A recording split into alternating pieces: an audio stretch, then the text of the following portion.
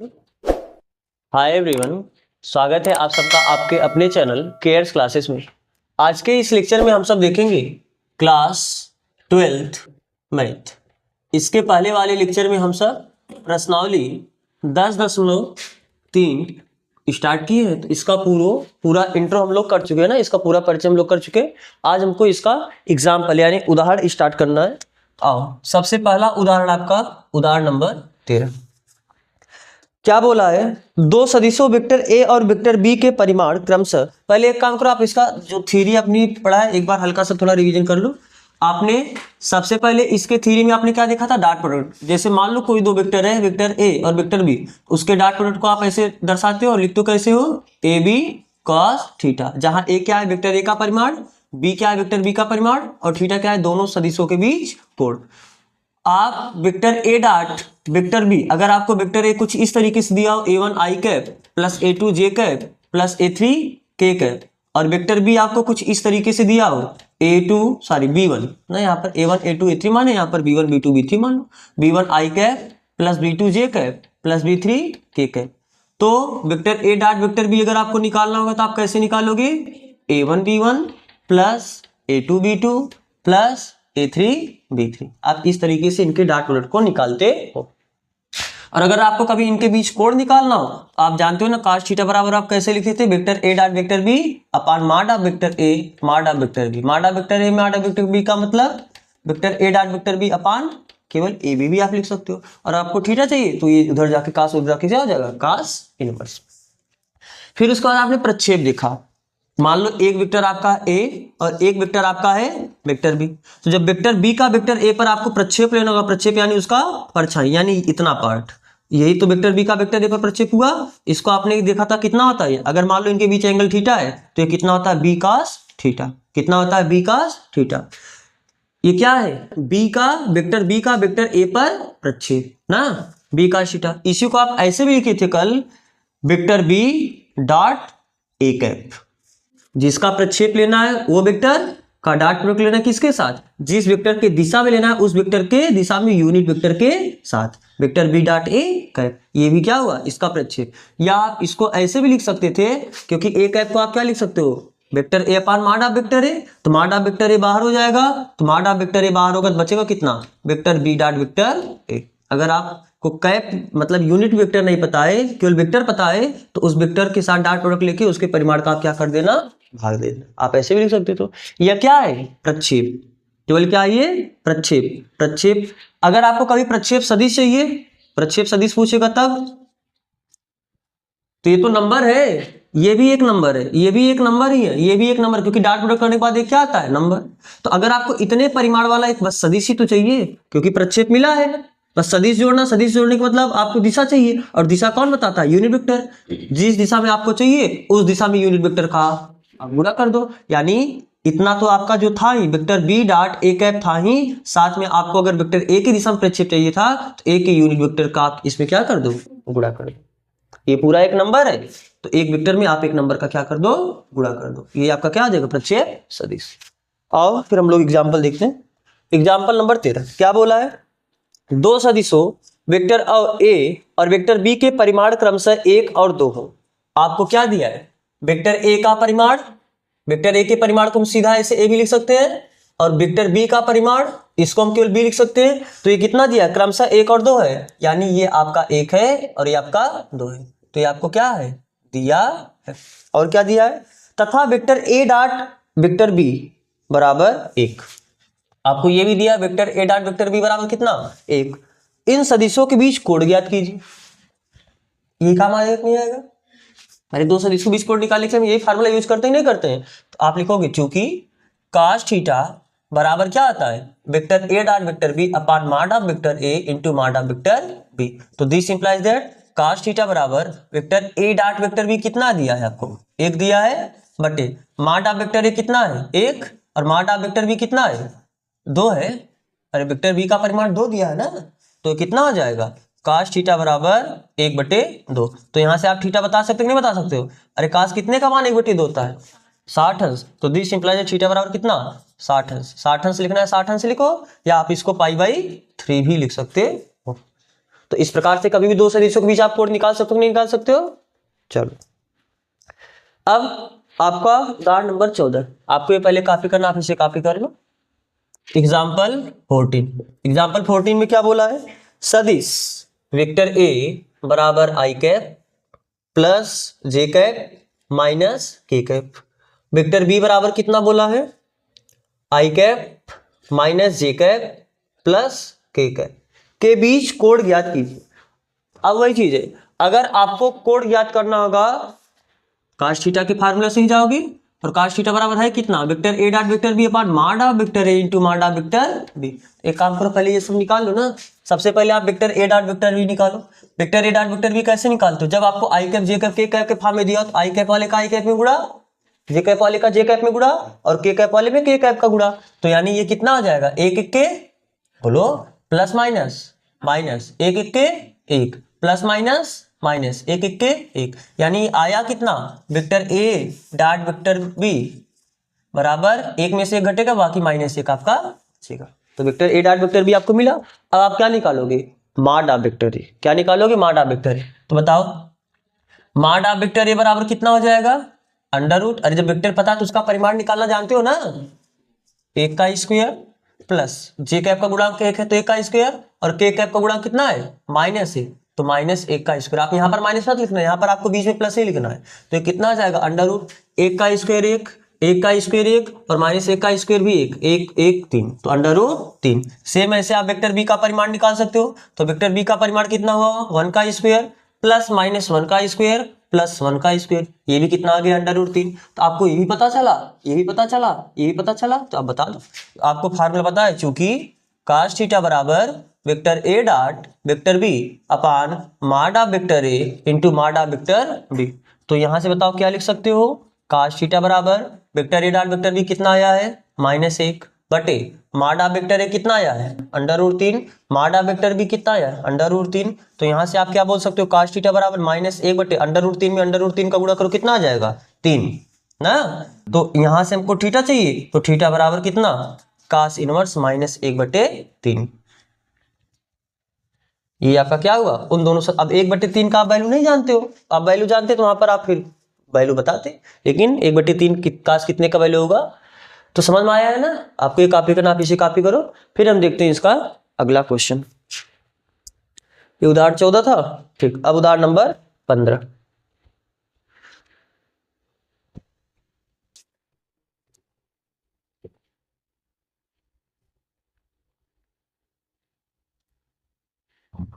चलो उदाहरण नंबर 15 में क्या बोला है, यदि वेक्टर ए बराबर कितना दिया है आपको, 5 I cap minus J cap minus 3 K cap, vector B बराबर कितना दिया है, I cap plus 3 J cap minus 5 K cap. तो दर्शाइए कि vector A plus vector B और vector A minus vector B ये दोनों एक दूसरे के लंबवत है। अब आपने कल देखा है कि दो वेक्टर को आप लंबवत कब दिखाते हो, कैसे दिखाते हो। अगर दो वेक्टर को लंबवत दिखाना है तो आप क्या करते थे, उनके डॉट प्रोडक्ट को कितना दिखाते हो, 0। भूल गए साहब, vector A dot vector B होता क्या है, mod of vector A mod of vector B cos theta. तो अगर दो वेक्टर लंबवत होंगे तो थीटा बराबर कितना होता है, 90 अंश। जब थीटा 90 रखोगे cos 90 और cos 90 का वैल्यू कितना हुआ, 0। तो यानी vector A dot vector B बराबर, जब cos 90 का वैल्यू 0 का गुणा होकर पूरा 0 हो जाएगा। अगर दो वेक्टर का वहां पर आपको हम लिखे थे कि vector A dot vector B बराबर 0 होता है, इसका द्विधा तात्पर्य होता है क्या, वेक्टर ए ये परपेंडिकुलर होता है वेक्टर बी के। अगर दो सदिश का डॉट प्रोडक्ट 0 आए तो वो दोनों सदिश एक दूसरे के क्या होते हैं, परपेंडिकुलर। लेकिन शर्त है क्या, ये दोनों शून्येतर सदिश होने चाहिए। वहां पर बात हुआ है, शून्येतर सदिश का मतलब शून्य के अलावा सदिश होना चाहिए। आप देख लो कहीं ये दोनों में से कोई 0 तो नहीं है, तभी जाके अगर दोनों में से कोई 0 नहीं है और इनका डॉट प्रोडक्ट 0 आ गया, इस बात का मतलब क्या कि दोनों वेक्टर एक दूसरे के क्या होंगे, परपेंडिकुलर होंगे, लंब होंगे। तो आज हमें क्या दिखाना है कि वेक्टर a प्लस बी ये लंबवत है वेक्टर a माइनस बी के। तो सबसे पहले आप वेक्टर a प्लस बी निकालो और सबसे पहले आप वेक्टर a माइनस बी निकालो। आपको ये दिया है, ये दिया है, तो क्या करोगे आप, सबसे पहले vector a plus vector b को निकालोगे। तो दो वेक्टर को प्लस करने के लिए आई कैप में आई कैप को जोड़ते हो, जे कैप में जे कैप को जोड़ते हो के कैप में के कैप को जोड़ते हो तो 5 में 1 जोड़ो कितना आ जाएगा 6i कैप प्लस 3 है, यहाँ पर -1 है तो +2 बचा। अरे 3 में से 1 घटा दो ना तो 2j कैप बचा। अब यहाँ पर -5 यहाँ पर -3 है तो कितना हो जाएगा -8 के कैप। ये आपको क्या मिला vector a plus vector b। एक काम करो हम इसको मान लेते हैं वेक्टर c, ठीक है। अरे दो वेक्टर को जोड़ने के बाद कुछ एक नया वेक्टर आएगा ना, तो इस वेक्टर को हमने कुछ नया वेक्टर मान लिया, वेक्टर सी मान लिया। बार बार हम वेक्टर a प्लस बी न लिख के सीधा क्या लिखेंगे वेक्टर c, इसलिए इसे मान रहे हैं। नहीं मानोगे तो भी आप कर सकते हो, उससे कोई दिक्कत नहीं। अब हमको क्या चाहिए vector a minus vector b, तो vector a minus vector b क्या हो जाएगा, अरे इसमें से इसे घटा दो तो 5 में से 1 घटाओ कितना बचेगा 4i कैप। फिर यहाँ पर कितना है -1, आपको घटाना है इसे यानी 3 को घटाना है तो कितना हुआ -1 -3 मिलके -4 जे कैप। यहाँ पर कितना है -3, आपको घटाना है कितने को -5 को, तो -3 माइनस +5 यानी +2 बचा। प्लस वाला ज्यादा है ना तो +2 के कैप। ये आपको क्या मिला vector a minus vector b। आपको मानना है तो आप मान लो, इसे वेक्टर d कोष्ठक लिख दो मानो। तो हमें क्या करना है, सिद्ध करना है कि ये दोनों वेक्टर एक दूसरे के परपेंडिकुलर है।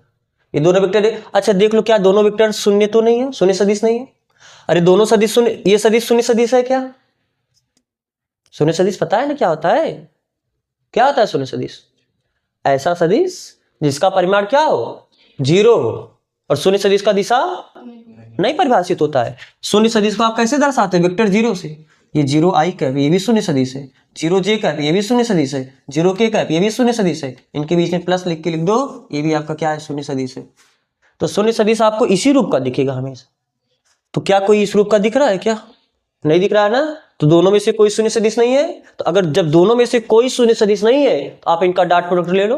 अगर इनका डॉट प्रोडक्ट 0 आ जाएगा इस बात का मतलब क्या है, अगर दो वेक्टर का डॉट प्रोडक्ट 0 होता है इस बात का मतलब क्या है, वो दोनों एक दूसरे के क्या होते हैं परपेंडिकुलर। तो हम क्या करेंगे, अगर vector a plus vector b को vector a minus vector b के परपेंडिकुलर दिखाना है तो इनके डॉट प्रोडक्ट को हम क्या दिखाएंगे 0। तो अब हमें अब क्या करना है, अब vector a plus vector b इसका हम डॉट प्रोडक्ट लेते हैं किसके साथ, वेक्टर a माइनस वेक्टर।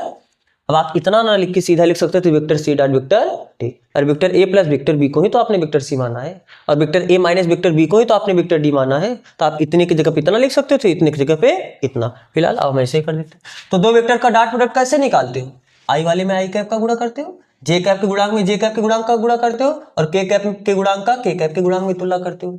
ऐसे तो भी हमने यहाँ पर स्टार्टिंग में लिखा था। तो कितना जगह 6 चौके 24, 4 दूनी लेकिन -8 प्लस माइनस ना चिन्ह सहित करना गुणा, और ये भी -8, 8 दूनी 16 तो कितना है 24, 16 8 24 तो कितना है यार 0। तो this implies that vector a plus vector b ये इसका dot product vector a minus vector b के साथ कितना आया 0। इस बात का मतलब क्या है, इस बात का मतलब क्या है कि जो vector a plus vector b है ये परपेंडिकुलर है किसके, vector a minus vector b के। जब दो वेक्टर का डॉट प्रोडक्ट 0 आया इस बात का मतलब क्या होता है, दोनों एक दूसरे के परपेंडिकुलर होते। तो समझ में आया है बात ना। तो आपको ये कॉपी करना, आप इसे कॉपी करो। फिर हम देखते हैं इसका अगला क्वेश्चन, यानी कौन सा है 15 नंबर पे था क्वेश्चन नंबर 15 था। आओ अब 16वां क्वेश्चन देखते हैं। क्वेश्चन नंबर 16 क्या बोला, उदाहरण 16 ना, उदाहरण 16 सदिश वेक्टर a बराबर 2i cap plus 3j cap plus 2k cap का सदिश वेक्टर b बराबर i cap plus 2j cap plus k cap पर प्रक्षेप ज्ञात कीजिए। आपका यहाँ पर प्रक्षेप का केस आ गया। आपको कौन सा सदिश दिया है वेक्टर a बराबर कितना 2i cap plus 3j cap plus 2k cap. Vector b बराबर कितना दिया है i cap plus 2j cap plus k cap. आपको क्या पूछा है, क्या बोला है, वेक्टर a का वेक्टर b पर प्रक्षेप। यहां पर ऐसे बोल सकता था वेक्टर b का वेक्टर a पर प्रक्षेप। तो आपको सोचना पड़ेगा किसका किस पर प्रक्षेप पूछा है। तो आपको यहां पर क्या पूछा है, वेक्टर a का वेक्टर b पर प्रक्षेप। प्रक्षेप पूछा है, प्रक्षेप सदिश पूछा है, प्रक्षेप पूछा है। प्रक्षेप पूछने का मतलब आपको पता है कि वेक्टर a का वेक्टर b पर प्रक्षेप कितना होता है, दो तरीके से आपने इसे लिखा है। अगर आपको एंगल पता है तो आप सीधा a cos थीटा बोल सकते हो, लेकिन यहाँ पर आपको a और b के बीच कोण नहीं पता है तो फिर a cos थीटा से नहीं काम बनेगा। फिर आप दूसरा तरीका जानते हो क्या, वेक्टर a डॉट b के, ख्याल है ना। यहाँ पर वेक्टर a क्या है जिसका प्रक्षेप चाहिए। और बी कैप क्या है, उस वेक्टर के दिशा में यूनिट वेक्टर है जिसके दिशा में प्रक्षेप चाहिए। तो वेक्टर ए का बी के ही दिशा में प्रक्षेप चाहिए, बी पर प्रक्षेप यानी बी के दिशा में प्रक्षेप, तो बी के दिशा में यूनिट वेक्टर है। आप चाहे ऐसे करो या आप इसी को हमने बताया आप ऐसे भी लिख सकते हो, क्या, vector A dot vector B करो लेकिन माड ऑफ वेक्टर बी का क्या करो, भाग दो, क्योंकि बी कैप को वेक्टर बी अपन माड ऑफ वेक्टर बी ही तो लिख सकते हो। तो आप जैसे तो आपको अगर ये लगाना पड़ेगा तो आपको फिर बी की दिशा में यूनिट वेक्टर निकालना पड़ेगा। तो हम यूनिट वेक्टर ही निकाल के कर दें कि डायरेक्ट ऐसे कर दें, फिर डायरेक्ट इसी फार्मूले से कर देते हैं। तो वेक्टर ए का वेक्टर बी पर प्रक्षेप कितना हो जाएगा, 1/mod of vector B into vector A dot vector B. कोई दिक्कत नहीं, यही होगा ना इस फार्मूले से। तो बताओ 1/mod ऑफ वेक्टर बी का परिमाण कितने कैसे निकालोगे, अंडर रूट 1 का स्क्वायर प्लस, एक काम करो आप इसको 1 मान के छोड़ दो। सबसे पहले आप अलग अलग निकालो ना, सबसे पहले मॉड ऑफ वेक्टर बी निकालो, कितना आ जाएगा, मॉड ऑफ वेक्टर बी कैसे निकालोगे, अंडर रूट 1 का स्क्वायर प्लस 2 का स्क्वायर प्लस 1 का स्क्वायर, 1 2 1 ना, तो 2 का स्क्वायर 4, 1 5 1 6, तो कितना आया √6। अब फिर आप क्या निकालो, vector A dot vector B निकालो। तो vector A dot vector B कैसे निकालोगे, आपको पता नहीं, इसका इसमें गुणा, इसका इसमें गुणा, इसका इसमें गुणा। जब आप इसका गुणा इसमें करोगे 2 1 के 2, जब इसका गुणा इसमें करोगे 3 दूनी, और जब 2 का गुणा 1 में करोगे 2 1 के 6 2 8 2 10, तो ये कितना आया 10। तो यानी आप समीकरण 1 से क्या बोल सकते हो, समीकरण 1 से वेक्टर ए का वेक्टर बी पर प्रक्षेप ये कितना होता है, 1/mod of vector B vector A dot vector B. लेकिन अब यहां पर सुनो, जब आपको ऐसा क्वेश्चन लगाना तो आप इसको 2 बार नहीं लिखोगे, आप पहले डिसीजन ले लो आपको लगाना क्या है, आप इससे लगाना चाहते हो या इससे लगाना चाहते हो। अगर आपने डिसीजन ले लिया आपको इससे लगाना है, तो सबसे पहले आप वेक्टर ए डॉट बी निकाल लो और आप अपना vector mod of vector B निकाल लो, पहले इसे निकाल लिया करो, फिर जाके एक ही बार में फॉर्म लिखा करो। कहने का मतलब ये है कि आप इसे 2 बार मत लिखा करो, इसे आप पहले मत लिखो। जब आपको पता है कि आपको आगे एक डॉट प्रोडक्ट का काम है और एक इसके परिमाण का काम है, तो आप पहले से ही उनका परिमाण और डॉट प्रोडक्ट निकाल लो। बात समझ में आ रहा है ना। तो हमने जैसे यहाँ पर परिमाण निकाला, यहाँ पर डॉट प्रोडक्ट निकाला, आप सीधा लिखोगे वेक्टर ए का वेक्टर बी पर प्रक्षेप का ये फार्मूला होता है, आप ये वैल्यू लाके इसमें रख के हल कर दो। तो 1/mod ऑफ वेक्टर बी कितना आया है, अंडर रूट 6, और vector A dot vector B कितना आया है 10। आप ये बोल सकते हो या अंडर रूट 6 का आप ऊपर नीचे गुणा भी कर सकते हो। तो अंडर रूट 6 का आप ऊपर नीचे गुणा करोगे 10 अंडर रूट 6/6 हो जाएगा। अरे अंडर रूट 6 में अंडर रूट 6 का हमने क्या किया, ऊपर भी गुणा किया नीचे भी गुणा किया। जब अंडर रूट 6 में अंडर रूट 6 का गुणा करो केवल 6 बचेगा कि नहीं बचेगा, तो वही है, तो हमने अंडर रूट 6 का ऊपर नीचे गुणा किया है। तो आप इसे सरल कर सकते हो, 2 5 और 2 3 6, सॉरी 2 5 10 ना, और अंडर रूट 6, तो 5 अंडर रूट 6/3 ये भी लिख सकते हो, या आप अपना 10 अंडर रूट 6 भी लिख सकते थे। बात समझ आ रहा है ना। तो ये है क्या, वेक्टर ए का वेक्टर बी पर प्रक्षेप। अगर आपको इससे करना होता तब, अगर आपको इससे करना होता तब, तो आप सबसे पहले क्या निकाल लेते, बी कैप, क्या निकाल लेते, बी कैप। और बी कैप कैसे निकालते, चलो दोनों तरीका से देख लो। चूंकि वेक्टर बी बराबर आपको कितना दिया है, I cap plus 2j cap plus K cap. अगर आपको बी कैप निकालना होता तो आप क्या करते, वेक्टर बी में मॉड ऑफ वेक्टर बी का भाग देते। तो वेक्टर बी कितना है, I cap plus 2j cap plus K cap बटे अंडर रूट 1 का स्क्वायर प्लस 2 का स्क्वायर प्लस 1 का स्क्वायर। तो कितना आता है ये, I cap plus 2j cap plus K cap बटे 1 का स्क्वायर 1, 2 का स्क्वायर 4 और ये 1, 4 1 5 1 6 ही होता, यानी कितना आ जाता, अंडर रूट। बात समझ आ रहा है ना। तो हमको क्या चाहिए, वेक्टर ए का वेक्टर बी पर प्रक्षेप, ये चाहिए। तो वेक्टर ए का वेक्टर बी पर प्रक्षेप होता क्या, vector A dot B cap, B cap से कर रहे हो ना। तो vector B A dot vector B cap का यानी वेक्टर ए है कितना, यहां पर दिया ना, 2 आई cap plus 3 J cap plus 2 के कैप डॉट बी कैप कितना था, आई कैप, अरे बी कैप आपने यही तो निकाला है, तो बी कैप है कितना, I cap plus 2j cap plus K cap बटे अंडर रूट 6। और अंडर रूट 6 आप बाहर कर लेते। अरे आपने कल प्रॉपर्टी पता है ना, vector A dot lambda vector B, तो आप नंबर को बाहर कर लेते हो डॉट प्रोडक्ट से, तो ये नंबर ये तो आप इन दोनों के डॉट प्रोडक्ट से बाहर कर लो। अब ध्यान से देखो, जब आप इसको बाहर करोगे तो आप फिर इसी स्टेप पे आ जाओगे। अब इन्हीं दोनों का डॉट करोगे, तो ये आपने यहाँ पर किया है, उसको बाहर कर लिया, इन दोनों का डॉट प्रोडक्ट किया, तो आपका थोड़ा शार्ट पड़ जाता है, आपका पूरा डिटेल में। जब इसका गुणा डॉट इस वेक्टर का इस वेक्टर के साथ डॉट प्रोडक्ट कैसे लोगे, आई कैप में आई कैप का गुणा, यानी 2 1 के 2 प्लस 3 दूनी 6 प्लस 2 1 2, तो 6 2 8 2 10, ये भी कितना है यार 10/√6। बात समझ में आ रहा है ना। आप स्वतंत्र हो, आप किसी मेथड से जाके कर सकते हो, लेकिन हम सजेस्ट करेंगे आप इसी से किया करो। अच्छा, अगर यहाँ पर वेक्टर ए का वेक्टर बी पर प्रक्षेप बोला था, आप ये लिखियो। अगर वेक्टर बी का वेक्टर ए पर प्रक्षेप बोलता था, वेक्टर बी का वेक्टर ए पर प्रक्षेप अगर बोलता तो आप क्या लिखते, तो वहां पर mod of vector A into vector B dot vector A निकालते। बात समझ आ रहा है ना। जिस वेक्टर पर प्रक्षेप चाहिए उसके परिमाण को पहले लिख लेना, फिर जिसका चाहिए उसका उसके साथ क्या करना, डॉट प्रोडक्ट। फिर चाहे आप ए का बी के साथ डॉट प्रोडक्ट लो, चाहे आप बी का ए के साथ। डॉट प्रोडक्ट क्रम में नियम का पालन करता है। चाहे वेक्टर ए डॉट बी लिखो, चाहे वेक्टर बी डॉट ए लिखो, दोनों बराबर आता है। लेकिन यहाँ पर भाग किसका देना है, फिर ये इंपॉर्टेंट है। ये किसका भाग देना है, जिस पर प्रक्षेप चाहिए उसके परिमाण का। यहाँ पर वेक्टर बी का प्रक्षेप, वेक्टर बी पर प्रक्षेप चाहिए तो वेक्टर बी के परिमाण का भाग दिया है। यहाँ पर वेक्टर ए पर प्रक्षेप चाहिए तो वेक्टर ए के परिमाण का भाग दिया। तो भाग किसका देना है, जिस पर प्रक्षेप चाहिए उस वेक्टर के परिमाण का। जिस पर प्रक्षेप चाहिए, जिसके दिशा में प्रक्षेप चाहिए उस वेक्टर के परिमाण का। भूलोगे नहीं ना, ठीक है। आपको ये कॉपी करना था, आप इसे कॉपी कर लो। फिर हम देखते हैं इसका अगला क्वेश्चन, यानी उदाहरण नंबर 17। उदाहरण नंबर 17 में क्या बोला है कि यदि दो सदिश वेक्टर ए और वेक्टर बी इस प्रकार है, ताकि ये आपको ये दिया है, क्या दिया है, माड ऑफ वेक्टर ए बराबर कितना 2, माड ऑफ वेक्टर बी बराबर कितना दिया है 3, vector A dot vector B बराबर कितना दिया है 4। तो आपको क्या पूछा है, mod of vector A minus माड ऑफ वेक्टर बी आपसे पूछा है। अब देखो यहां पर हम इस प्रॉपर्टी का एक चीज आप देखो, क्योंकि इसका प्रयोग हम लोग बहुत करेंगे। अगर किसी वेक्टर का उसी वेक्टर के आप डॉट प्रोडक्ट लो, किसी वेक्टर का उसी वेक्टर के साथ आप डॉट प्रोडक्ट लो तो कितना आएगा, vector A dot vector B करना पता है ना। Vector A dot vector B कितना होता है, माड ऑफ वेक्टर ए, हाँ ए बी कास थीटा बोल सकते। ए होता क्या है, वेक्टर ए का परिमाण, ऐसे लिख दी वेक्टर बी का परिमाण और कास थीटा। यहां तक नहीं समस्या।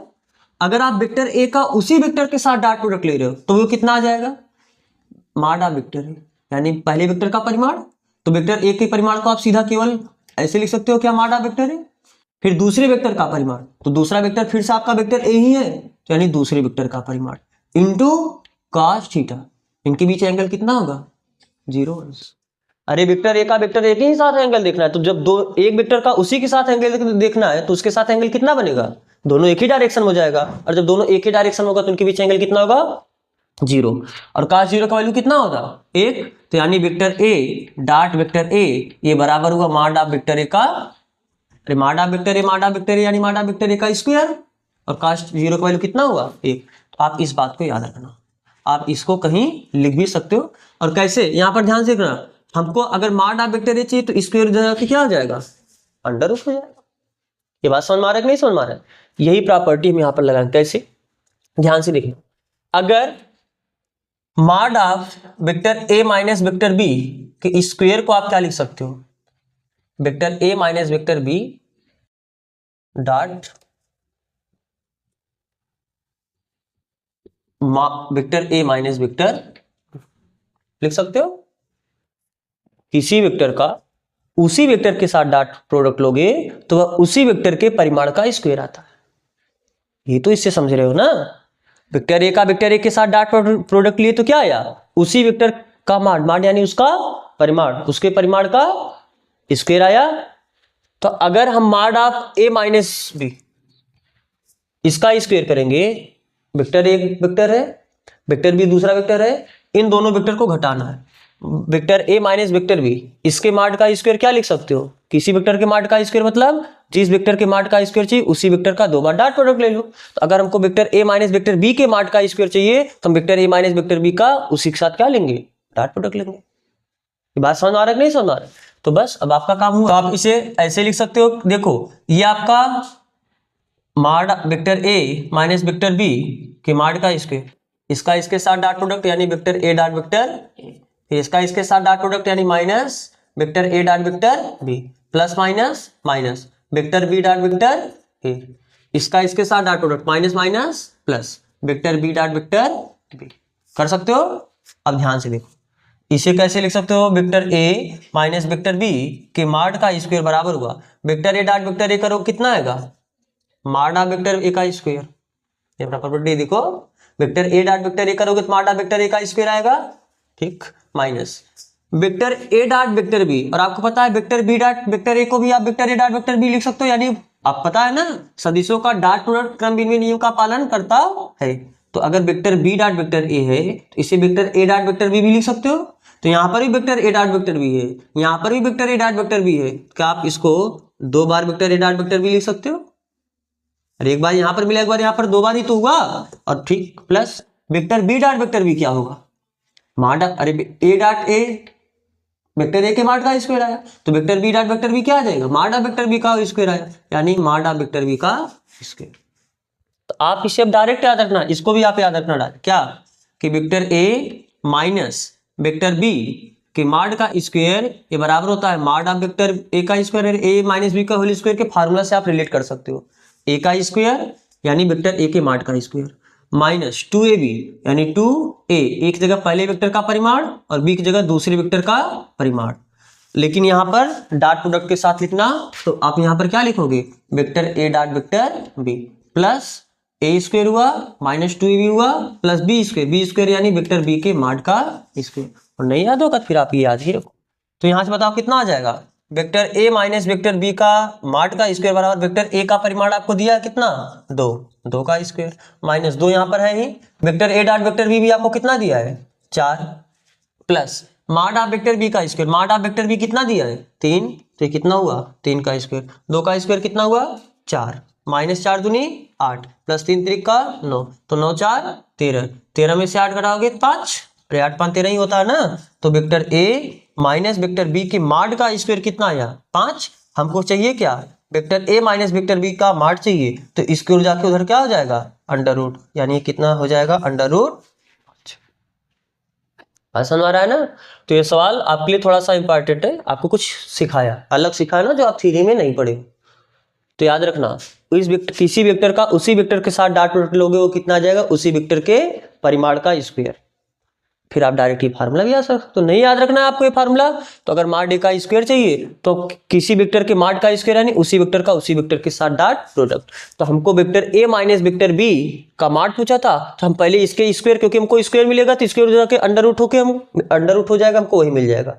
हम स्क्वायर के लिए फार्मूला जानते हैं, स्क्वायर के लिए कैसे करोगे, उसी वेक्टर का उसी वेक्टर के साथ हम क्या लेंगे डॉट प्रोडक्ट, और जब डॉट प्रोडक्ट लिए इसका इसके साथ, फिर इसका इसके साथ डॉट प्रोडक्ट, फिर इसका इसके साथ, फिर इसका इसके साथ, ये आपने सॉल्व किया, ये आया आपको सब वैल्यूज दिया है, कोई दिक्कत नहीं इसमें ना। तो आपको ये कॉपी करना, आप इसे कॉपी करो। फिर हम देखते हैं इसका अगला एग्जांपल, यानी एग्जांपल नंबर 18, उदाहरण नंबर 18।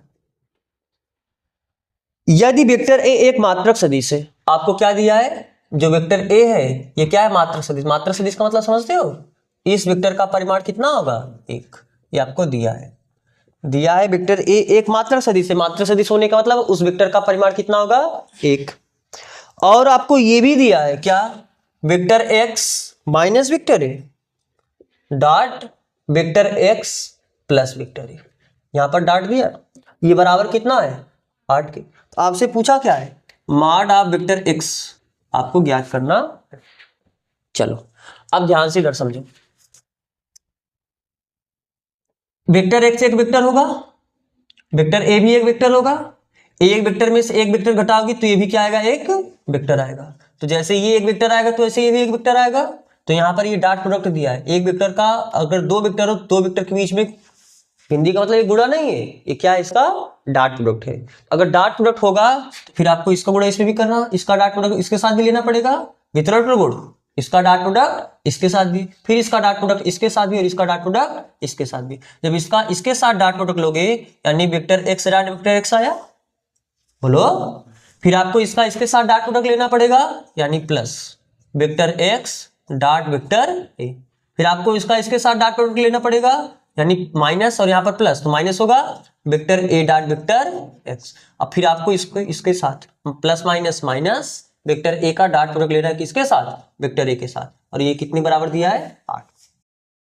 अभी आपने इसके पहले देखा ना, देखो ये आपको बहुत यूज पड़ेगा, किसी वेक्टर का उसी वेक्टर के साथ डॉट प्रोडक्ट लेते हो तो क्या आ जाता है, उसी वेक्टर के माड का स्क्वायर, यानी उसी वेक्टर के परिमाण का स्क्वायर। तो vector x dot vector x को हम क्या लिख सकते हैं, मॉड ऑफ वेक्टर एक्स का square plus vector x dot vector A minus A dot x को एक्स डॉट ए भी लिख सकते हैं, क्रम विनिमय प्रगुण, बोलो, minus vector A dot vector A को हम क्या लिख सकते हैं, मॉड ऑफ वेक्टर ए का स्क्वायर। ये बराबर कितना होगा 8।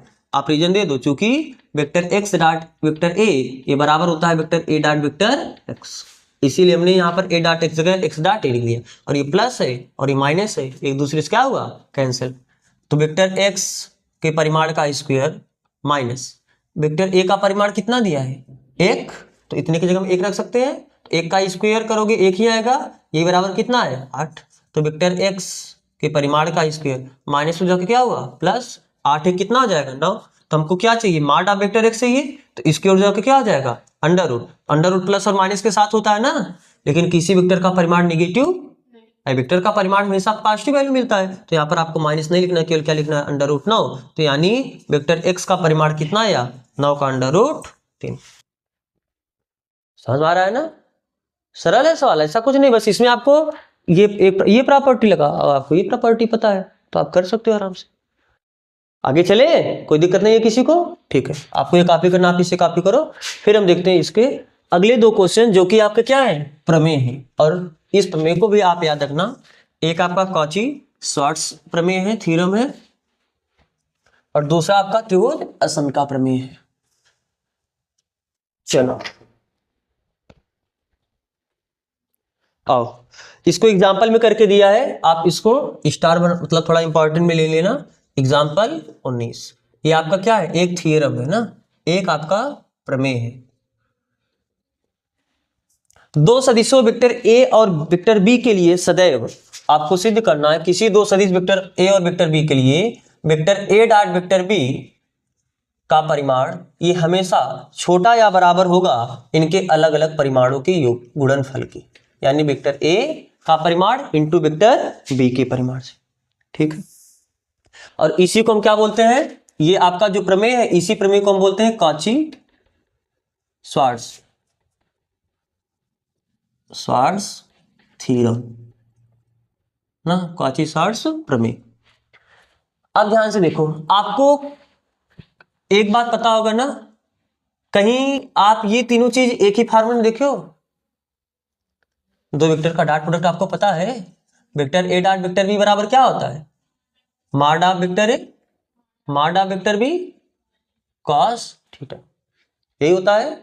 तो क्या आप यहां से लिख सकते हो, क्या कॉस थीटा बराबर vector A dot vector B upon mod of vector A mod of vector B, ये लिखते हो। अब आपको एक बात पता होगा, vector A dot vector B ये प्लस होगा या minus, vector A dot vector B ये प्लस आएगा कि माइनस आएगा, ये प्लस और माइनस दोनों आ सकता है। किसी 2 वेक्टर का डॉट प्रोडक्ट लो, वो प्लस और माइनस दोनों आ सकता है। कैसे, सीधा देखो ना। अब हमें एक छोटा सा केवल एग्जांपल, अगर वेक्टर ए बराबर मान लो -2 आई कैप है और वेक्टर बी बराबर क्या आपका +2 आई कैप है, इन दोनों का डॉट प्रोडक्ट लो, vector A dot vector B क्या होगा, आई वाले का आई वाले में गुणा करोगे, -2 का 2 में गुणा करोगे तो -4 आएगा, जे वाला के वाला नहीं मान लो छोड़ो, तो ये कितना आया माइनस आया, और दोनों प्लस हो गए थे, क्या आ सकता है प्लस भी आ जाएगा। अगर ये भी प्लस हो ये भी प्लस हो तो ये प्लस आ जाएगा। यानी 2 वेक्टर का डॉट प्रोडक्ट प्लस भी आ सकता है और माइनस भी आ सकता है, लेकिन 2 वेक्टर का परिमाण ये सदैव प्लस होता है, परिमाण हमेशा प्लस वैल्यू मिलता है, और ये भी आपको क्या मिलेगा प्लस वैल्यू। आपको पता है cos थीटा का वैल्यू -1 से 1 के बीच में होता है, cos थीटा का वैल्यू -1 से 1 के बीच में होता है ना।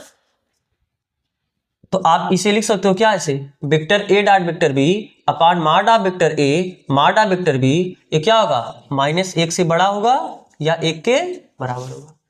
अरे यही तो cos थीटा है। तो चलो एक लाइन और लिख देते हैं अगर आपको समझने में दिक्कत हो।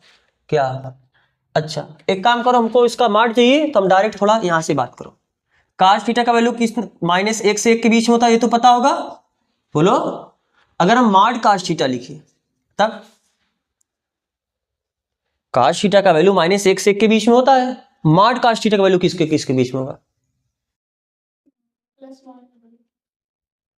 क्या ये भी -1 से 1 के बीच में होगा, बोलो। क्या ये भी -1 से 1 के बीच में होगा? कभी नहीं होगा। मॉड है, मॉड हमेशा पॉजिटिव होता है। मॉड क्या होता है? हमेशा पॉजिटिव मिलता है। अब यहां से देख लो, ये 0 है, ये -1 है, ये +1 है। आप इसे थोड़ा समझ लो। cos थीटा का वैल्यू -1 से होता होता पूरा कहाँ 1 के बीच में होता है। जब आप इसका माड लोगे तो 0 के इधर वाला नेगेटिव नंबर को माड करोगे, जस्ट उतना पॉजिटिव वैल्यू आपको देगा। जो ये नंबर होगा आपको ये नंबर मिलेगा, जो ये नंबर होगा आपको ये नंबर देगा। ऐसे जो -1 होगा आपको क्या करके देगा? +1। यानी 0 के इधर तो फिर होगा ही नहीं। अरे इधर के वैल्यू का माड लोगे उधर जस्ट आपको प्लस करके मिल जाएगा, नहीं मिल जाएगा। यानी वैल्यू कहां से? 0 से 1 के बीच में होता है। ये बात समझ में आ रहा है कि नहीं समझ में आ रहा है? मॉड cos थीटा का वैल्यू कहां से होता है? 0 से बड़ा होता है और 1 से छोटा। 0 के बराबर होगा या 0 से बड़ा होगा, और 1 से छोटा होगा या 1 से बड़ा होगा। मॉड का वैल्यू तो प्लस में बहुत ज्यादा जा सकता है, लेकिन किसका मॉड ले रहे हो? cos का ही मॉड ले रहे हो ना। अब cos का वैल्यू 1 से आगे जाता ही नहीं है। तो यानी cos थीटा का value, mod of cos theta का वैल्यू 0 से 1 के बीच में होता है। क्या ये बात समझ में आ रहा है कि नहीं समझ में आ रहा है? आप और बताओ। जैसे अगर कोई एक नंबर है x -2 और 3 के बीच में, हाँ बताओ x, या पहले आप यहाँ पर +2 ही करके बताओ। एक वैल्यू है x -2 से 2 के बीच में, तो मॉड x कहां से कहां होगा? 0 से 2 के बीच में होगा। बात समझ में आ रहा है ना? क्योंकि -2 से 2 के बीच में मतलब क्या, यहाँ पर 0 होगा, यहाँ पर -2 होगा और यहाँ पर आपका +2 होगा। तो जो वैल्यू आपको पहले x जब लेते थे, x वैल्यू आपको इधर मिलता था, जब मॉड लोगे तो यही सभी वैल्यू आपको प्लस करके मिल जाएगा। यानी जो -2 तक इधर जाता था वो सब आपका +2 तक ही जाएगा। +2 तक जाने का मतलब अब 0 के इधर नहीं आएगा। सबसे कम वैल्यू इसका कितना होगा? 0 के बराबर होगा, या तो 0 से बड़ा ही होगा, लेकिन 2 पर लिमिट है, 2 से छोटा होगा या 2 के बराबर होगा। तो ये बात समझ आ रहे हो ना? तो कभी आपको अगर इस तरीके से मिले -a से बड़ा है या बराबर है कोई वैल्यू x, और ये बराबर है या छोटा है a से, तो मॉड x कहां से होगा? 0 से a के बीच में। यहां तक कोई दिक्कत नहीं है? तो बस हमको यही प्रमेय यहां पर यूज करना है। ध्यान से देखो, क्योंकि आपको पता है, तो हम अगर दोनों साइड का मॉड लिख दें तो हम इसे ऐसा, हमें मॉड cos थीटा क्यों मॉड ले रहे हैं? क्योंकि यहाँ पर देखो vector a dot vector b का क्या बोला है? मॉड बोला है। और हमको यहाँ पर मिला क्या है? वेक्टर a डॉट b मिला है। यहाँ पर vector a dot vector b मिला है ना, जबकि हमको चाहिए क्या? Mod of vector a dot vector b। यानी कब संभव? जब आप दोनों साइड का क्या कर लो मॉड। आप इधर का मॉड लोगे तो आपको इधर ही मॉड लेना पड़ेगा। यानी हम इसे क्या लिख सकते हैं? Vector a dot vector b upon mod of vector a mod of vector. ऐसे लिख सकते हो नहीं लिख सकते हो? हमने कुछ नहीं किया, दोनों साइड का क्या ले लिया? मॉड। दोनों साइड का क्या ले लिया? मॉड। अब बताओ, इसको हम ऐसे लिख दें, मॉड ऑफ cos थीटा ये बराबर होगा mod of vector a dot vector b upon mod of vector a into mod of vector b। क्यों? क्योंकि ये तो प्लस ही वैल्यू रहा होगा, इसके मॉड लेने का कोई मतलब। अरे हम जब कह रहे हैं कि अगर आपका 2 है, चाहे आप 2 का मॉड लिखो, ये तो 2 के ही बराबर होगा, तो मॉड लिखो या ना लिखो कोई फर्क नहीं पड़ेगा। जब आपको पता है कि अंदर वाला वैल्यू प्लस होगा तो मॉड, उसका मॉड लगाने का कोई मतलब नहीं है। तो अब जब आपको ये पता है कि वेक्टर a का परिमाण प्लस होगा, तो फिर इसका और मॉड लगाने का कोई मतलब नहीं है। तो हम इसी को ऐसा लिख सकते हैं, नहीं लिख सकते? और आपको पता है कि चूंकि cos थीटा का value, sorry mod of cos theta का वैल्यू कहां से होता है? -1 से नहीं, मॉड लगा दिया, यानी 0 से बड़ा और 1 से। और इसी चीज को हम ऐसे लिखते हैं, ध्यान से देखना, इसी को हम ऐसे लिखते हैं, मॉड ऑफ cos थीटा ये हमेशा ये छोटा होगा कितने से? 1 के बराबर या 1 से छोटा होगा। हम ये 0 लगाएंगे ही नहीं। क्यों ये 0 हटा दिए? क्योंकि हमें ये बात पता है कि cos जब मॉड लग गया, मॉड कभी 0 से छोटा हो ही नहीं सकता। बात समझ आ रहा है ना? मॉड कभी 0 से छोटा हो ही नहीं सकता है। तो यहां पर आप 0 से छोटा लिखो या ना लिखो कि ये 0 से बड़ा होगा, यानी इसका वैल्यू कम से कम 0 होगा, 0 से कम नहीं हो सकता है, तो ठीक है, आप लिख भी सकते हो, नहीं भी लिख सकते हो। नहीं लिखोगे तो ये तो पता ही चलता है ना, मॉड कभी निगेटिव होता नहीं। निगेटिव नहीं मतलब 0 से छोटा कभी हो ही नहीं सकता। तो जब कोई चीज हमेशा सार्वभौमिक सत्य है, हमेशा ये माना ही जाता है कि मॉड का वैल्यू कभी 0 से छोटा नहीं होगा, तो फिर उसे लिखने का कोई मतलब ही नहीं है। तो आप सीधा ऐसे केवल आप ये बता दो कि किससे छोटा होगा। जैसे यहां पर बताओ, एक वैल्यू है, अब मॉड का ही वैल्यू आपको पता है ना, 0 से हमेशा क्या होता है? बड़ा होता है। मॉड का वैल्यू 0 से हमेशा, अब 0 से बड़ा 1 भी हो सकता है, 0 से बड़ा 2 भी हो सकता है, 0 से बड़ा 3 भी हो सकता है। तो बस आप ये बता दो ना कि वो किससे छोटा होगा। 2 से छोटा होगा या 2 के बराबर होगा, 3 से छोटा होगा, 3 इधर तो फिक्स है, इधर इसके आगे जाना ही नहीं हो, फिक्स है। मॉड का वैल्यू 0 से छोटा नहीं जाता है। मॉड का वैल्यू 0 से कम कभी हो ही नहीं सकता। मॉड का वैल्यू हमेशा 0 से बड़ा होता है। लेकिन 0 से बड़ा कहां तक होता है, बस आप वो उधर वाला लिमिट बता दो। तो बात समझ में आ रहा है ना। तो आपको ये पता है कि जो माड ऑफ काश थीटा होता है वो 0 से बड़ा और 1 से छोटा होगा। तो फिर 0 से बड़ा लिखने का कोई मतलब नहीं है। तो हम डायरेक्ट क्या लिखेंगे, माड काश थीटा ये हमेशा 1 से छोटा होगा या 1 के बराबर होगा। ये बात समझ में आ रहा है ना। इधर वाला लिमिट नहीं बताया तो इसका मतलब इधर का लिमिट कितना होगा, 0 ही होगा। माड का वैल्यू 0 से छोटा नहीं होगा। तो माड काश थीटा की जगह आप लिखोगे कितना, यही तो है माड काश थीटा। अरे माड काश थीटा की जगह इतना लिख सकते हो। तो दिस इंप्लाइज दैट माड काश थीटा की जगह लिखो आप 1 मान लो, इससे 1 मान लो और इसको आप 2 मान लो। तो 1 और 2 से आप क्या लिख सकते हो, 1 और 2 से माड काश थीटा की जगह हम इतना लिखते हैं क्या, mod of vector A dot vector B upon mod of vector A mod of vector B. और ये किससे छोटा है, बराबर है 1 से। तो ये उधर जाके क्या हो जाएगा, गुणा। अरे असमिका पढ़े हो, ये दोनों प्लस नंबर है।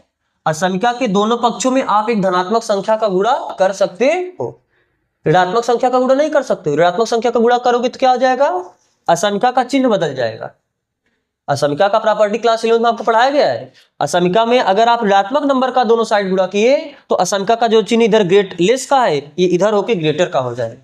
लेकिन पॉजिटिव नंबर का आप गुणा करोगे तो उससे कोई फर्क, तो ये भी तो पॉजिटिव नंबर है, यही पॉजिटिव नंबर है। आप दोनों साइड माड of A mod of B का गुणा कर दो, तो जब इधर गुणा करोगे तो ये कट जाएगा और इधर गुणा करोगे कितना हो जाएगा।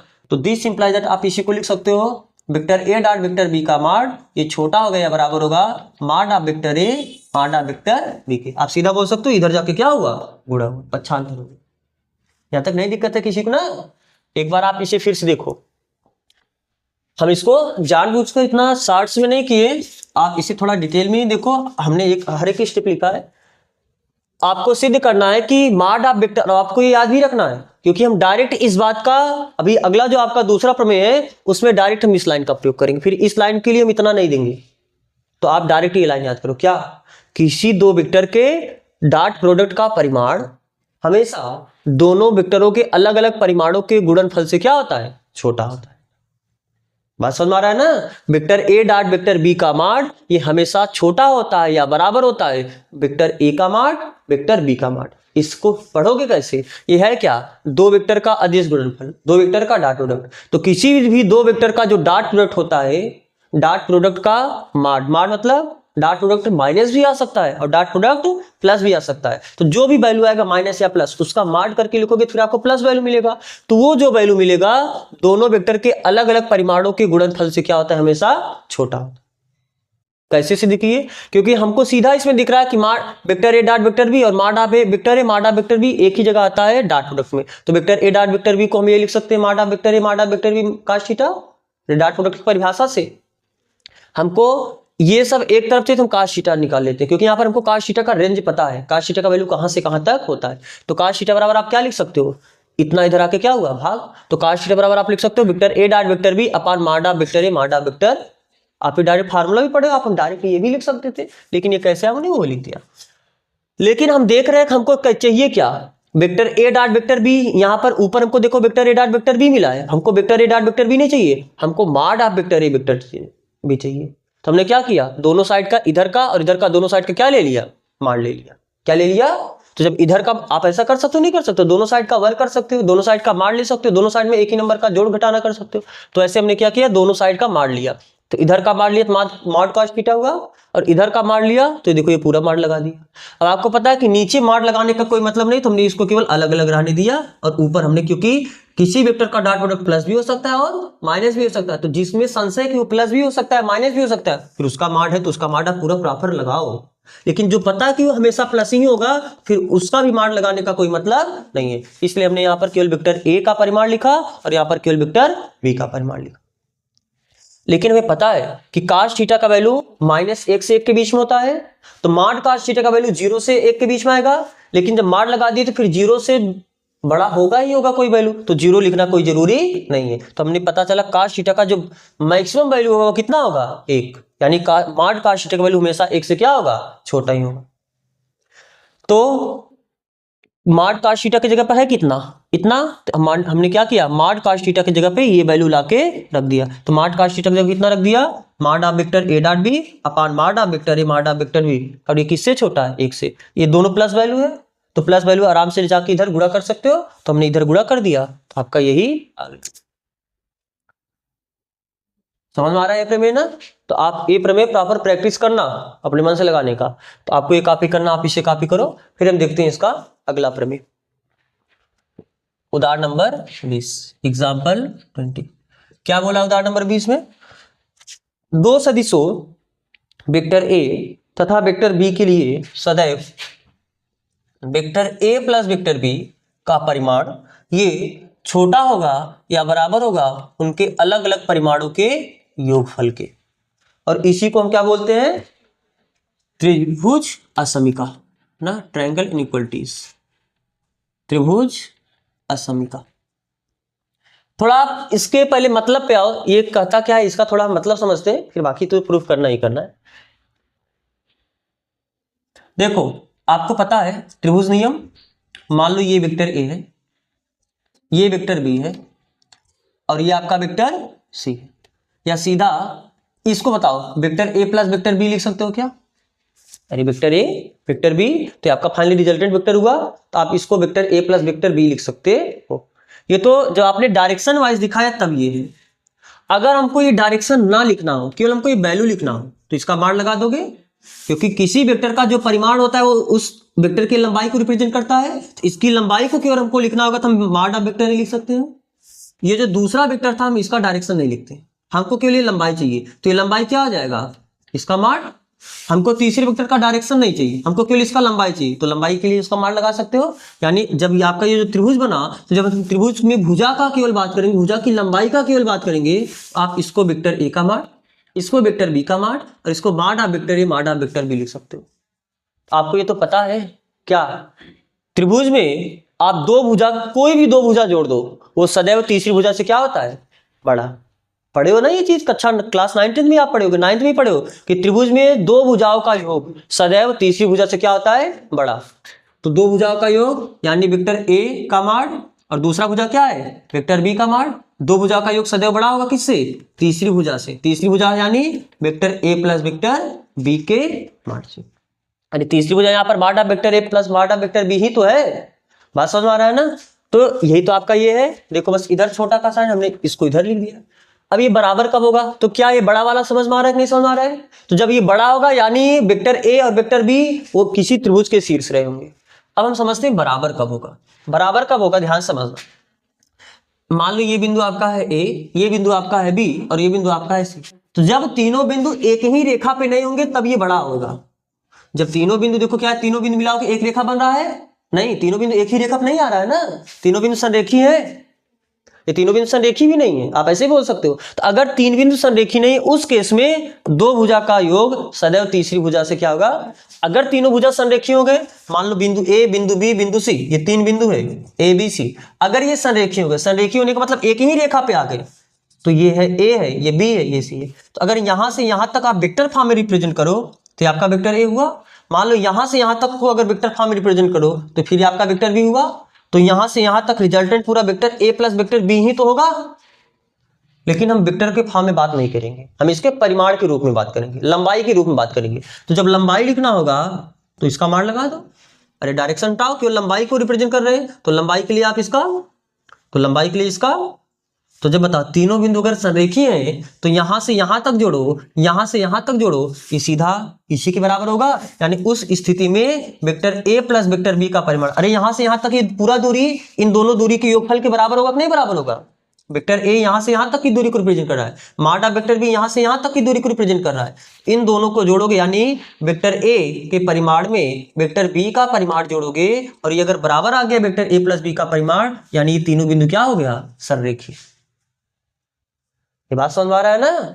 संरेखी कैसे हुआ? अरे हम एक एग्जांपल लेते हैं। जैसे मान लो कि अगर भुजा 2 है, यह भुजा 3 है, तो फिर ये क्या 5 होगा? अरे 3 2 3 5 ही होता है, तो क्या ये 5 होगा? ये कभी 5 नहीं होगा, हमेशा 5 से क्या आएगा? छोटा आएगा। ऐसा थोड़ा पड़ेगा 2 + 3 = 5। हाँ मतलब वो पड़ेगा 2 + 3 = 5, लेकिन जब अगर ये त्रिभुज की भुजा को निरूपित करेगा तो 2 भुजा इसका है, 3 भुजा इसका है, तो इसका भुजा कभी 5 नहीं होगा। हमेशा ये दोनों भुजा जोड़ दोगे तो सदैव तीसरे से क्या आएगा? बड़ा आएगा। यानी ये हमेशा 5 से क्या आएगा? कुछ न कुछ कम ही आएगा। अरे 2 भुजा मिलके वो तीसरे से बड़ा होता है ना, यानी अकेला तीसरा दोनों से कम होता है। अरे ये दोनों मिलके तीसरे से बड़ा होगा, तो तीसरा वाला इन दोनों को मिलके मिलाओगे तो कम ही हो जाएगा, तो यानी आपका ये 4 हो सकता है और कुछ हो सकता है। लेकिन अगर तीनों एक ही रेखा पा गए ये तीनों पॉइंट, तो अगर ये दूरी 2 है, ये दूरी 3 है, तो यहां से पहले बिंदु से तीसरे बिंदु की दूरी सीधी सी बात है 5 होगी। तो इतना प्लस इतना डायरेक्ट अगर इसके बराबर हो गए यानी तीनों संरेख हो गए, उस केस में ये बराबर आएगा। और जब दोनों को जोड़ो तीसरे से बड़ा आया, उस केस में त्रिभुज को निरूपित करेगा, इसीलिए इसको बोलते हैं त्रिभुज असमीका। तो बात समझ में आ रहा है ना। तो अभी आपने इसके पहले वाले प्रश्नावली में 2 वेक्टर को संरेख सिद्ध करना प्रूफ किया है। कैसे संरेख सिद्ध करते हो? a1/a2 बराबर होता है b1/b2 बराबर होता है c1। तो आप बोलते हो कि दोनों वेक्टर एक दूसरे क्या है। तो अब अगर 2 वेक्टर को संरेख सिद्ध करना है तो हमारे पास ये भी मेथड आ गया। 2 वेक्टर को अगर संरेख, इसका अगला एग्जाम्पल उदाहरण नंबर 21, 3 वेक्टर को संरेखी सिद्ध करना है। तो 3 बिंदु को संरेख सिद्ध करना है। तो 3 बिंदु को संरेख कैसे सिद्ध करोगे? अरे आपको ये बिंदु पता है, ये बिंदु पता है, ये बिंदु पता है, आप ये वेक्टर निकाल लो, आप ये वेक्टर निकाल लो, और फिर आप फाइनली रिजल्टेंट वेक्टर निकाल लो। क्या निकाल लो? Resultant vector. तो अगर पहले वेक्टर का परिमाण प्लस दूसरे वेक्टर का परिमाण ये बराबर आ गया इनके रिजल्टेंट के परिमाण के, तो यानी तीनों क्या हो गए? संरेख हो गए। तीनों बिंदु क्या हो जाएंगे? संरेख। और अगर इसका परिमाण और इसका परिमाण जोड़ दो, वो तीसरे के परिमाण से बड़ा आ रहा है, तो यानी वो फिर तीनों बिंदु तो संरेख नहीं होंगे, और जब वो संरेख नहीं होंगे तो फिर क्या हो जाएंगे? त्रिभुज। तो आओ पहले आप ये प्रमेय प्रूफ करो। तो कैसे प्रूफ करोगे? ध्यान से देखो। अभी आपको एक एग्जाम्पल मिला था, एग्जाम्पल नंबर कौन सा था? ये 17। एग्जाम्पल नंबर 17 देखो, वहां पर आपको क्या पूछा था? Vector a minus vector b का मान पूछा था। तो आपने ये कैसे निकाला था? Vector a minus vector b के इस मान के स्क्वायर से। और ये आपको पता है कितने बराबर होता है? जब किसी वेक्टर में उसी वेक्टर का हम गुणा करते हैं, उसी वेक्टर के मान का स्क्वायर आता है। तो vector a minus vector b को आपने ऐसे ही तो निकाला था। तो यहां पर बस आज आपको vector a plus vector b मिला है। आपको क्या मिला है? Vector a plus vector b मिला है। तो vector a plus vector b को हम कुछ इसी तरीके से निकालेंगे, नहीं निकालेंगे? कैसे? क्योंकि vector a plus vector b का जो परिमाण होगा, इसके स्क्वायर को आप कैसे लिख सकते हो? बताओ, इसको आप कैसे लिखोगे? Mod of vector a plus vector b, sorry mod नहीं, vector a plus vector b dot vector a plus vector b। किसी वेक्टर का उसी वेक्टर के साथ डॉट प्रोडक्ट लोगे तो उसी वेक्टर के परिमाण का स्क्वायर मिलता है। ये तो आपको बोला ना, वेक्टर a का वेक्टर a के साथ डॉट प्रोडक्ट लोगे तो vector mod of vector a का क्या मिलेगा? स्क्वायर मिलेगा। यही तो हम चिल्ला रहे हैं कब से। किसी सदिश का उसी सदिश के साथ डॉट प्रोडक्ट लोगे तो उसी सदिश के परिमाण का स्क्वायर मिलता है। उस सदिश का स्क्वायर नहीं मिलेगा, उस सदिश के परिमाण का स्क्वायर मिलेगा। बात समझ में आ रहा है ना। अगर हम वेक्टर a प्लस बी में वेक्टर a प्लस बी का डॉट प्रोडक्ट लेंगे तो वेक्टर a प्लस बी का स्क्वायर नहीं मिलेगा, वेक्टर a प्लस बी के परिमाण का स्क्वायर मिलेगा। समझ में आया बात ना। अब बताओ कैसे इसी लिख सकते हो? फिर इसका गुणा इसमें, इसका गुणा इसमें, ये सब कर दो। कैसे करोगे? इसका गुणा इसमें करो, कितना आ जाएगा? वेक्टर a डॉट वेक्टर, इसका गुणा इसमें करो, कितना आ जाएगा? वेक्टर a डॉट वेक्टर, इसका गुणा इसमें करो, कितना आ जाएगा? वेक्टर b डॉट वेक्टर, इसका गुणा इसमें करो, कितना आ जाएगा? Vector b dot vector. बोलो इसको क्या लिख सकते हो? मॉड ऑफ वेक्टर a का स्क्वायर प्लस वेक्टर a, क्योंकि आपको पता है कि क्रम विनिमय नियम का पालन करता है, तो वेक्टर b डॉट a को वेक्टर a डॉट b लिख सकते हैं। अरे वेक्टर b डॉट a को वेक्टर a डॉट b लिख सकते हो ना। तो यहां पर भी vector a dot vector b, यहां पर भी vector a dot vector b। क्या हम इसको 2 times vector a dot vector b लिख सकते हैं क्या? बोलो, नहीं समझ में आया क्या ये बात? ये समझ में आ रहा है ना। अच्छा, vector b dot vector b को क्या लिख सकते हो? मॉड ऑफ वेक्टर b का होल स्क्वायर। हम यहाँ पर 2 प्रॉपर्टी यूज की, दोनों प्रॉपर्टी को लिख देते हैं। Vector a dot vector a बराबर क्या होता है? मॉड ऑफ वेक्टर a का स्क्वायर। और एक प्रॉपर्टी ये यूज की vector a dot vector b, ये बराबर होता है vector b dot vector a। कहां कहां पर ये प्रॉपर्टी यूज की है? यहाँ पर vector a dot vector b लिखना होगा तो उसी वेक्टर के परिमाण का square, vector b dot vector b लिखना होगा तो उसी वेक्टर के परिमाण का स्क्वायर। ये प्रॉपर्टी 2 जगह यूज हुआ। और यहाँ पर इस प्रॉपर्टी का यूज हुआ। क्रमभिन्न में त्रिभुज का वेक्टर का जो डॉट प्रोडक्ट होता है वो क्रमभिन्न में प्रगुण का पालन करता है। तो vector B dot vector A को हम लिख सकते हैं vector A dot vector B. तो यहाँ पर भी vector A dot vector B था, यहाँ पर भी vector A dot vector B है, तो 2 बार है तो इसको 2 times vector A dot vector B लिख दिए, कोई दिक्कत नहीं यहाँ पर ना। ठीक, अब बताओ इसके पहले ये है कितना, mod of vector B mod of vector A plus vector B का स्क्वायर। यहाँ पर आप एक चीज देखना, हम आपके सामने 3 नंबर रख रहे हैं, एक -2, एक -3 और एक आपके सामने नंबर है 4। आप -2 का मान लो, आप -3 का मान, चलो इसको बोल दिए x1, इसको बोल दिए x2, इसको बोल दिए x3। तो x1 का मान बताओ कितना आया, -2 का मान 2 ही आया। फिर x2 का मान बताओ कितना आया, -3 का मान यानी 3। x3 का मान कितना आया, मान 4, मान 4 का वैल्यू कितना होता है 4। अब यहां पर ध्यान से देखो, ये जो मान x1 है ये x1 से छोटा है या बड़ा है, ये है क्या, मान x1 ही तो है, 2 क्या है, मॉड ऑफ x1 ही तो निकाले, 2 आया है। तो मॉड ऑफ x1 यानी 2 -2 से छोटा है कि 2 से बड़ा है, -2 से बड़ा है, सीधी वैल्यू है भाई, प्लस है तो बड़ा है, यानी ये जो 2 है ये बड़ा है किससे, -2 से। 2 है क्या, 2 क्या है, मॉड ऑफ x1, ये बड़ा है किससे, -2 से। -2 क्या है, सिर्फ x1, तो यानी x1 का मॉड x1 से क्या होगा, बड़ा आया। अच्छा इस केस में बताओ क्या आएगा, यहां पर 3 बड़ा है कि -3 बड़ा है, सीधी सी बात है भाई, 3 आपका बड़ा है किससे, -3 से। 3 क्या है, मॉड x2, 3 क्या है, मॉड x2, ये बड़ा आया -3 से, -3 क्या है x2। अच्छा यहां पर बताओ क्या आया, ये 4 क्या आया, मॉड ऑफ x3,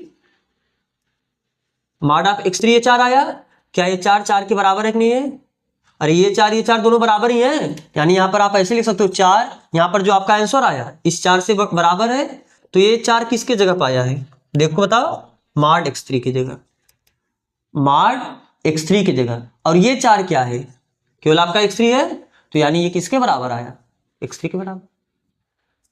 ये डिपेंड करेगा आपका जो वैल्यू है माइनस है या प्लस है। कहने का मतलब ये है आप इससे जनरलाइज रिजल्ट निकाल सकते हो, किसी भी नंबर का मार्ट करोगे उस नंबर से या तो बड़ा आएगा, अरे मार्ट करने के बाद प्लस आ जाता है तो प्लस सदैव अपने निगेटिव नंबर से बड़ा ही होता है।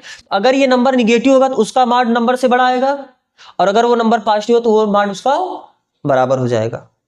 अगर नंबर प्लस है तो उसका मार्ट करोगे वही वैल्यू मिलेगा, तो अगर नंबर प्लस है तो उस केस में दोनों का मार्ट और नंबर दोनों क्या होता है, बराबर होता है। और अगर नंबर निगेटिव है तो उसका मार्ट नंबर से बड़ा आएगा। कहने का मतलब आप इस पूरे को मिला के आप इतना बोल सकते हो क्या सीधा, कि x का मार्ट ये बराबर होता है या बड़ा होता है किससे, x से। देखो आपने जब मार्ट लिया तो बड़ा हो गया या उसके क्या आया है, बराबर आया। तो नंबर निगेटिव हो सकता था ना, लेकिन जब इसका मार लोगे तो फिर ये क्या हो जाएगा, प्लस हो जाएगा। तो जब प्लस होगा तो भाई अपने निगेटिव से बड़ा ही होगा, और अगर वो प्लस रहा होगा तो फिर उस केस में दोनों बराबर रहा।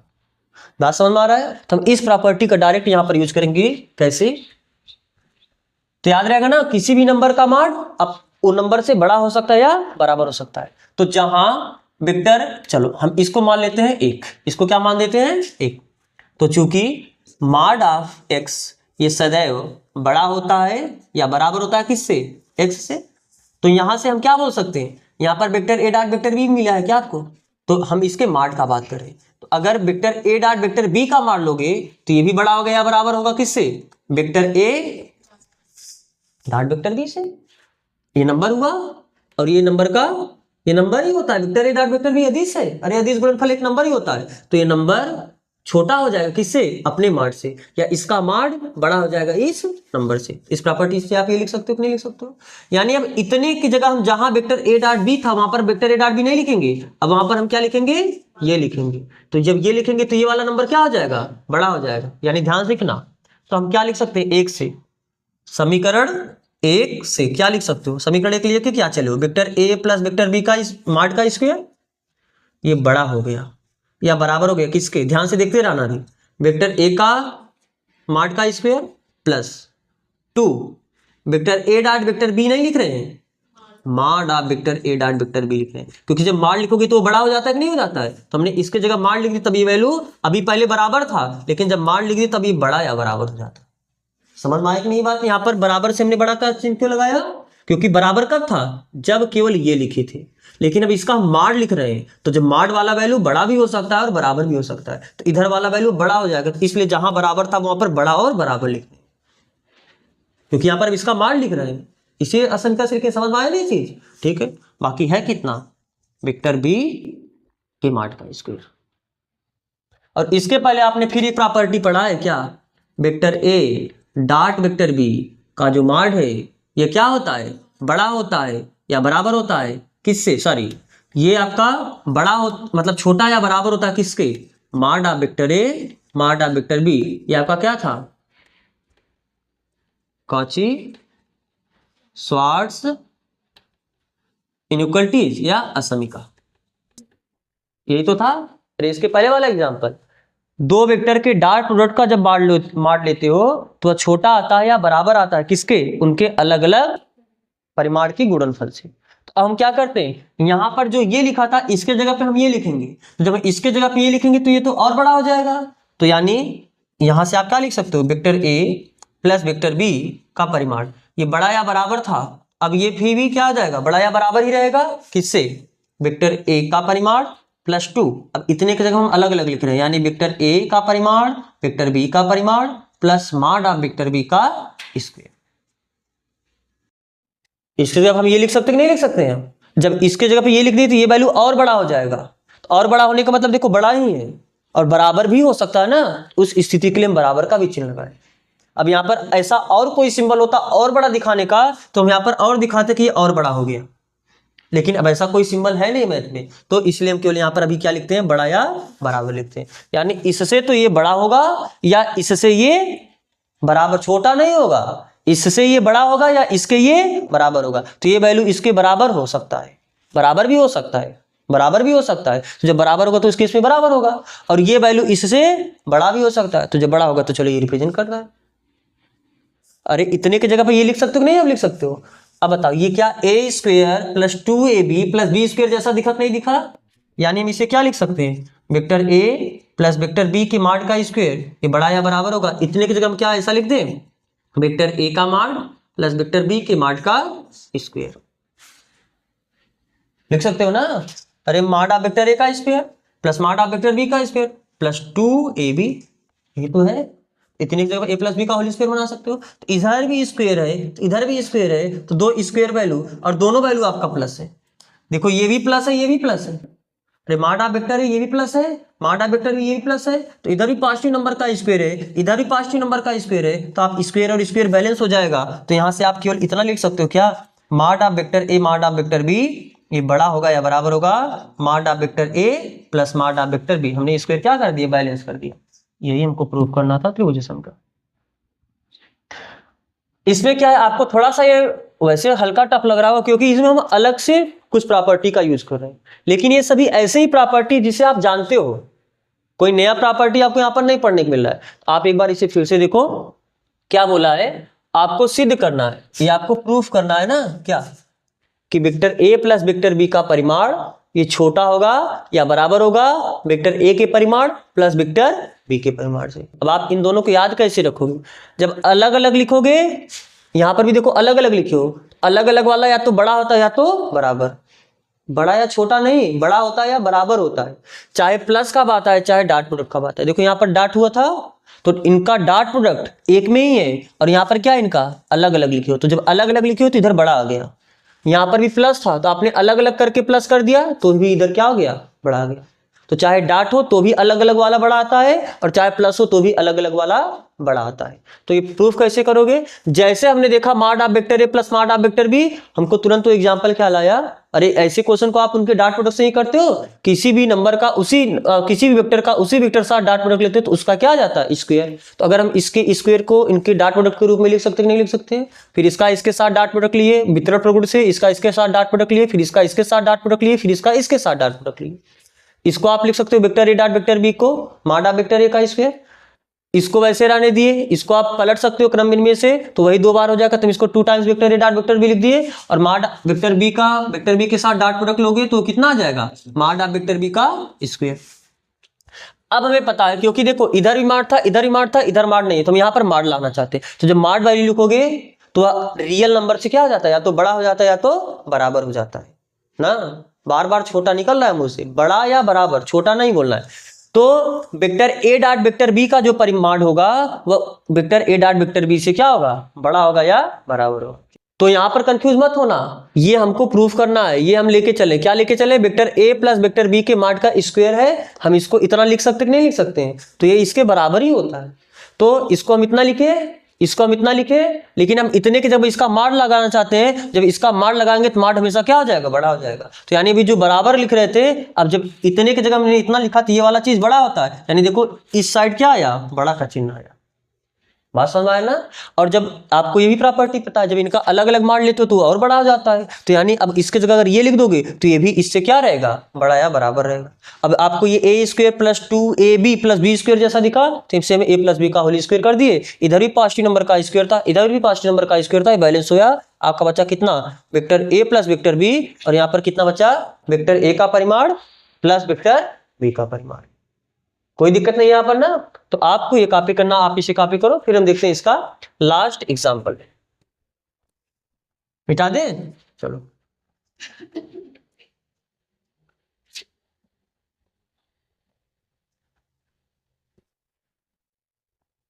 आओ उदाहरण नंबर 21, एग्जाम्पल 21, ये आपका लास्ट एग्जाम्पल है ना। क्या बोला इसमें, दर्शाइए कि बिंदु ए कितना दिया है, -2i cap plus 3j cap plus 5k cap. B बिंदु क्या दिया है, i cap plus 2j cap plus 3k cap. C क्या दिया है, 7i cap minus k cap. आपको क्या सिद्ध करना है, ये आपका क्या है, संरेखीय। तो त्रिभुज संख्या में ही आपने देखा था ना संरेखी, आप पहले जो प्रॉपर्टी जानते हो वहां से भी कर सकते हो। कैसे, उस प्रॉपर्टी से भी कर सकते हो, यहां से भी प्रॉपर्टीज कर सकते हो। तो हम इसी प्रॉपर्टीज कर देते हैं। कैसे, तीन बिंदु को संरेख कब दिखा, मान लो ये बिंदु आपका ए है, ये बिंदु आपका बी है और ये बिंदु आपका क्या है, सी है। तो पहले आप इन दोनों बिंदुओं को मिलाने वाला एक वेक्टर निकाल लो, फिर आप इन दोनों बिंदुओं को मिलाने वाला एक वेक्टर निकाल लो, यानी आप क्या निकालो, ए बी वेक्टर। और जैसे ए बी वेक्टर निकाले उसका परिमाण लोगे तो आपको केवल ए बी मिलेगा या वेक्टर ए बी का मान मिलेगा। फिर आप बीसी वेक्टर निकाल लो, बीसी वेक्टर निकालोगे फिर इसका भी परिमाण लिख सकते हो, यानी वेक्टर बीसी का परिमाण। और फिर आप क्या करो, ए से सी को जोड़ता हुआ आप एसी वेक्टर निकाल लो। तो यहां से जब आपको एसी वेक्टर मिलेगा तो वहां से उसका परिमाण भी तो निकाल सकते हो। अगर अब जब परिमाण निकालोगे तो किसको रिप्रेजेंट करेगा, लंबाइयों को रिप्रेजेंट करेगा। किसको रिप्रेजेंट करेगा, अगर दोनों मिलके तीसरे के बराबर आ गए यानी तीनों बिंदु एक ही लाइन पर आ जाएंगे संरेख, और दो मिलके तीसरे से बड़ा आ रहा है यानी वो तो संरेख नहीं होगा, फिर वो क्या हो जाएगा, कोई ना कोई त्रिभुज होगा। तो अगर आपको संरेख दिखाना है तो बात समझ में आ रहा है ना, क्या करना है, अब ये दोनों लंबाई को तीसरे के क्या कर दो, बराबर दिखा। तो सबसे पहले आप क्या निकालो, ए बी वेक्टर निकालो। अच्छा ये जो आपको दिया है समझ में आ रहा है कि नहीं समझ में आ रहा है, ये क्या है, ए के सामने जो दिया 2i के प्लस 3j के प्लस 5k के, ये क्या है। जब आपको बताए थे, जब कभी भी आपको किसी पॉइंट के सामने ऐसे करके लिखा रहे, इसका मतलब ये बिंदु ए की स्थिति सदिश है। आपको बताएं ये चीज, अगर किसी बिंदु के सामने मतलब ए के सामने किसी लेटर के सामने ऐसे आई कैप प्लस जे कैप प्लस के कैप करके कुछ लिखा रहे, तो आई इतना आई कैप इतना जे कैप इतना के कैप, ये क्या बता रहा है, उस बिंदु ए की स्थिति सदिश, यानी ये बिंदु ए की स्थिति सदिश इतनी होगी, बिंदु बी की स्थिति सदिश इतनी होगी, बिंदु सी की स्थिति सदिश इतनी होगी। स्थिति सदिश आप कहां से बताते हो, मूल बिंदु से। तो बात समझ आ रहा है ना। तो अगर आपको स्थिति सदिश पता है तो ध्यान से देखो, अगर आपको इसकी स्थिति सदिश पता है तो आप एक काम करो, फिगर बना के पूरा अच्छे से पॉइंट ही बना देते हैं। आप ये फिगर भी बना लेना। मान लेते हैं पॉइंट ए है, ये पॉइंट आपका बी है और ये पॉइंट आपका सी है। अगर इस बिंदु की स्थिति सदिश -2i cap plus 3j cap plus 5k cap है, तो इस बात का मतलब क्या, इस बिंदु का निर्देशांक बता सकते क्या, -2, 3, 5। जब ये निर्देशांक होगा तभी तो आई cap J cap K cap लगा के स्थिति से बताते हो। भूल गए क्या, स्थिति से कैसे बताते हो, स्थिति सदिश कैसे बताते हो। अगर किसी बिंदु का आपको निर्देशांक पता है a1 a2 a3, तो बस a1 आई कैप a2 जे कैप a3 के कैप लगा के उसकी स्थिति सदिश बताते हो कि नहीं बताते हो। ठीक है, जो दूसरा बिंदु है, दूसरा बिंदु कितना है, दूसरे बिंदु की स्थिति सदिश कितनी बोली है, I cap plus 2j cap plus 3k cap. तो इस बिंदु का निर्देशांक कितना हुआ, 1, 2, 3। तीसरे बिंदु की स्थिति सदिश कितना बताया है, 7i कैप माइनस के कैप। तो यहाँ पर कुछ जे कैप नहीं दिया तो अपने मन से 0 जे कैप लिख सकते हैं, नहीं लिख सकते हैं, माइनस के कैप। तो यानी इस बिंदु का निर्देशांक बताओ, सी का निर्देशांक कितना हो जाएगा, 7, 0, -1। समझ में आया कि नहीं समझ में आया? तो जब आपको 3 बिंदु का निर्देशांक पता है तो क्या आप ए बी वेक्टर बता सकते हो कि नहीं बता सकते हो? तो बताओ ए बी वेक्टर कैसे निकालते हो, फाइनल में से इनिशियल घटा दोगे। तो जब बी में से आपको एक और घटाना है कितना हो जाएगा, 1 -2। अरे एक में से -2 को घटाना ना, एक में से -2 घटाओगे और लिखो क्या, आई कैप प्लस दूसरे वाले में से दूसरे वाले घटाओ, यानी 2 में से कितना घटाओगे, 3, और क्या जे कैप प्लस 3 में से किसे घटाओगे, 5, यानी 3 - 5 जी, हाँ के कैप। अब जरूर नहीं है कि आप ये बिंदु दर्शाओ, अगर आपको त्रिभुज नियम ख्याल हो, 1 मिनट थोड़ा देखना, एक बिंदु ए है और एक बिंदु क्या है, बी है। अगर हमें इस बिंदु की स्थिति सदिश r1 पता है और इस दूसरे बिंदु की स्थिति सदिश r2 पता है, तो r1 का मतलब क्या है, ओरिजिन से आपने a की तरफ गया, r2 का मतलब क्या पता है, ओरिजिन से आपने b की तरफ गया। अगर हमको ab चाहिए, यानी ab वेक्टर, तो आप डायरेक्ट क्या ऐसे लिख सकते थे क्या, r2 vector minus r1 vector. दूसरे बिंदु की स्थिति सदिश में से आप डायरेक्ट घटा दोगे पहले बिंदु की स्थिति सदिश। कैसे, त्रिभुज नियम लगा के आप देख लो फिर से एक बार, यहां से यहां गए, यानी ये O है, O से आपने कहां गया, A गया, फिर आपने A से कहां गया, B गया, तो ये किसके बराबर हुआ, O से आपने कहां गया, B गया। अरे यहां से यहां जाना, फिर यहां से यहां जाना, इस बात का यही मतलब है यहां से यहां जाना। हमको चाहिए क्या, AB, तो AB वेक्टर कैसे लिख सकते हो, ये उधर जाके क्या आ जाएगा, माइनस, तो OB vector minus OA vector. OB vector है क्या, सॉरी O से B वेक्टर है क्या, हम यहां पर लिख रहे हैं AB वेक्टर, ये बराबर हो जाएगा OB वेक्टर यानी R2 vector minus OA vector यानी R1 वेक्टर। ये बात हुआ है इसके पहले, ये बात वहां पर हुआ है। तो इस बात का डायरेक्ट मतलब देखो, अगर आपको बिंदु की स्थिति सदिश दिया तो आप निर्देशांक मत निकालो, ए की स्थिति सदिश पता है, बी की स्थिति सदिश पता है, तो ए बी वेक्टर अगर निकालना है तो बी फाइनली वाले में से आपको इनिशियल वाला घटाना होता है, यानी बी की स्थिति सदिश है कितना, R2, इसमें से आप घटा दो पहले वाला ए की स्थिति सदिश, ए की स्थिति कितना है, R1। तो आपको यहां पर जो ये दिया है, ये मान लो ओरिजिन, तो अगर आपको ये ओ ए वेक्टर ही दिया है, या आपको ओ बी वेक्टर दिया है, या आपको ओ सी वेक्टर दिया है, यानी ये बिंदु ए की स्थिति सदिश दी है, या आपको बिंदु बी की स्थिति सदिश दी है, और आपको बिंदु सी की स्थिति सदिश दिया है। तो अगर हमको ए बी वेक्टर चाहिए तो ए बी वेक्टर के लिए आप क्या करोगे, सीधा आप बी के स्थिति सदिश में से ए की स्थिति सदिश क्या करोगे, घटा दोगे। तो बी की स्थिति सदिश है कितना, I cap plus 2j cap plus 3k cap, इसमें से आप घटाओगे ए की स्थिति सदिश, ए की स्थिति कितनी है, -2i cap plus 3j cap plus 5k cap, तो कितना आएगा, इसमें से इसे घटाओगे, देखो आई वाले में से आई वाले को, जब ये माइनस माइनस कितना हो जाएगा, प्लस, यानी 1 और प्लस 2 क्या 3i कैप हुआ, बोलो। अब फिर जे वाले में से जे वाले को घटाओगे तो माइनस प्लस माइनस हो जाएगा, तो 2 में से 3 घटाओगे तो कितना आएगा, -j कैप, फिर प्लस माइनस माइनस होगा, 3 में से -5 करोगे कितना हो जाएगा, -2k कैप। तो आपको यहां से क्या मिला, ए बी वेक्टर, यानी आपको ये वेक्टर मिला। लेकिन जब संरेख का बात आएगा तो हम इसका वेक्टर के फॉर्म में नहीं लेके चलते हैं, हम इसके परिमाण का बात करते हैं। तो यहां से आप परिमाण भी निकालो, this implies that vector A B का परिमाण कितना आ जाएगा, √3 का स्क्वायर 9, 1 का स्क्वायर 1 और 2 का स्क्वायर 4, तो 9 1 10 4 14, यानी वेक्टर ए बी का परिमाण कितना आया, √14। अब आप बी से सी का बात करो, तो वेक्टर बी सी कैसे बताओगे आप, वेक्टर BC बताने के लिए आप C की स्थिति सदिश में से B की स्थिति सदिश को घटा दोगे, तो C की स्थिति सदिश कितनी है, 7i cap -0j cap -k cap, इसमें से आपको घटाना है B की स्थिति सदिश, और B की स्थिति सदिश कितनी है, i cap plus 2j cap plus 3k cap, तो घटाओ कितना आ जाएगा, i वाले में से i वाले घटाओगे, 7 में से 1 के घटाओगे 6i कैप -0, अब देखो माइनस हो जाएगा, तो -0 -2, तो -2 ही आया j कैप, यहाँ पर -3 -1 यहाँ पर है ही, और -3 यहाँ पर हो जाएगा, तो -4k कैप। तो ये आपको क्या मिला, BC vector 7i cap plus 0 ठीक है, तो प्लस 0 भी कर दोगे तो भी तो प्लस माइनस माइनस हो जाएगा ना, और 0 में से -2 घटाओगे तो -2। कोई दिक्कत? चलो, तो आपको क्या मिला? BC वेक्टर मिला। तो अगर आपको BC वेक्टर मिला तो हमको वेक्टर का नहीं काम है, हमको इसकी लेंथ का काम है, लंबाई का काम है। तो लंबाई कौन बताएगा? उसका परिमाण। तो यहां से आप तुरंत क्या निकालोगे? BC वेक्टर का परिमाण। तो BC वेक्टर का परिमाण कितना आया? √6 का स्क्वायर 36, 2 का स्क्वायर 4 और 4 का स्क्वायर 16, 36 4 40 और 56, यानी कितना आ जाएगा? √56। तो कितना होता है? √56 का आप गुणनफल कर सकते हो, 2 दूनी 4 और 2 × 16, 14 दूना 28, या आप सीधा इसे 14 चौका 56 होता है ना, तो 4 का अंडर रूट कितना हो जाएगा? 2, 2 बाहर आ जाएगा, तो यानी हम इसे लिख सकते हैं कितना? 2√14। यही लिख सकते हो ना? ठीक है, आपको A से B मिला और फिर आपको B से C मिला। अब आप A से C निकालो। क्या निकालो? A से C, यानी AC वेक्टर।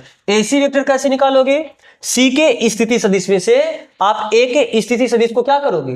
घटाओगे। तो C की स्थिति सदिश कितनी है? 7i cap -0 j cap -k cap ना, माइनस C का स्थिति, सॉरी, ये C का स्थिति सदिश हुआ। अब इसमें से आपको A की स्थिति सदिश घटानी है। तो A की स्थिति सदिश है कितनी? -2i cap +3j cap +5k cap. तो घटाओ, कितना आया? 7 में से माइनस माइनस क्या करोगे? प्लस आ जाएगा, तो 7 2 9i कैप -3, तो -0 -3 करो, कितना आ जाएगा? -3j cap.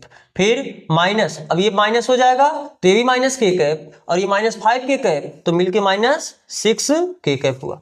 तो हमको क्या निकालना है? ये तो आपको मिला वेक्टर AC, हमको वेक्टर AC का परिमाण चाहिए। तो वेक्टर AC का परिमाण कितना हो जाएगा?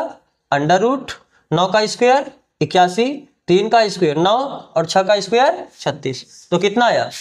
9 6 25, सॉरी 15, 15 1 16 की 6 हासिल लगा 1। तो यहाँ पर कितना? 8 9 10 11 और 11 1 12, 126 आया। तो 100, अब बताओ √126 का वैल्यू कैसे निकालोगे? 2 6 12 और 2 3 6, फिर 3 से भी काटो, कितना हुआ? 3 दूनी 6 और 3 1 3, 3 7 21 7, तो 1 3 बाहर आ जाएगा। तो इसको आप कितना लिख सकते हो? 3 बाहर आ गया और 7 दूनी 14 अंदर बचा। तो क्या आप किसी दो को जोड़े हो तीसरे के बराबर आ रहा है? AB का परिमाण कितना है? √14। BC का परिमाण कितना है? 2 √14 और AC का परिमाण कितना है? 3 √14। तो √14 में 2 √14 जोड़ोगे तो 3 √14 ही आएगा ना। अरे √14 + 2 √14 मिलकर 3 √14 आया, यानी ये दोनों मिलकर इस तीसरे के क्या आया? बराबर। तो बराबर आने का मतलब संरेख। तो आप लिखो क्या कि यहां चूंकि वेक्टर AB का परिमाण प्लस वेक्टर BC का परिमाण ये बराबर आया किसके? वेक्टर AC के परिमाण के।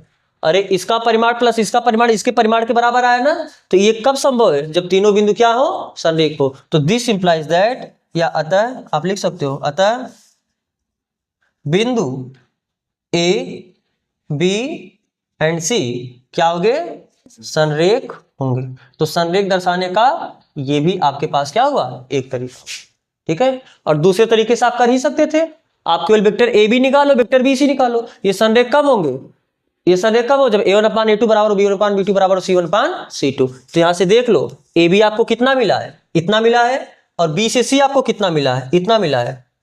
3/6 करो 1/2 आया, माइनस माइनस प्लस 1/2 आया, और माइनस माइनस प्लस 2 1 के 2 2 दूनी 4, ये भी 1/2 आया, ये भी 1/2, ये भी 1/2, ये भी 1/2। यहाँ पर आप इजीली कर सकते थे, लेकिन आपको ये भी कॉन्सेप्ट सीखना था। तो आपको ये कॉपी करना, आप इसे कॉपी करो।